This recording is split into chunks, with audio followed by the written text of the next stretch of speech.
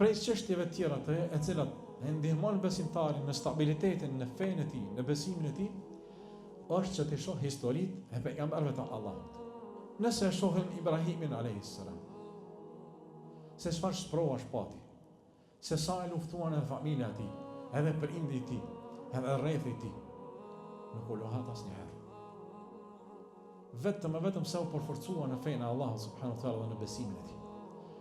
Po nëse shohim edhe më tepër Nuhun alayhis salam, ai i cili Allahu subhanahu wa taala i dha jetë të gjatë, ja dha 950 vite jetë, dhe gjithë jetën e tij u përball me kundërshtarët e tij, u përball me sprova të shumta, mirë po asnjëherë nuk u lohat.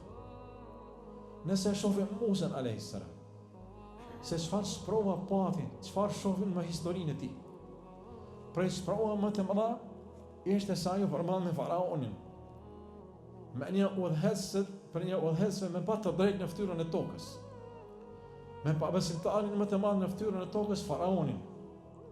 E luftoi me të gjitha mjetet që pat, e kundërshtoi me të gjitha mjetet që pat.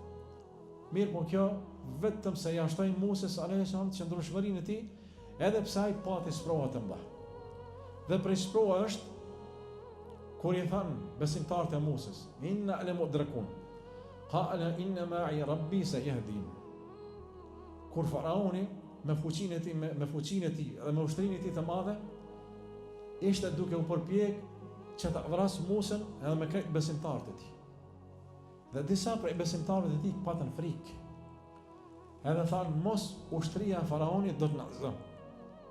Edhe çfarë ishte përgjigjja e Musës alayhis salam? Kalla inna ma'i rabbi sayahdin. Asasi nuk do të na arrijë ushtria e tij, sepse me ne është Allahu, edhe ai do të na udhëzojë në rrugën e shpëtimit.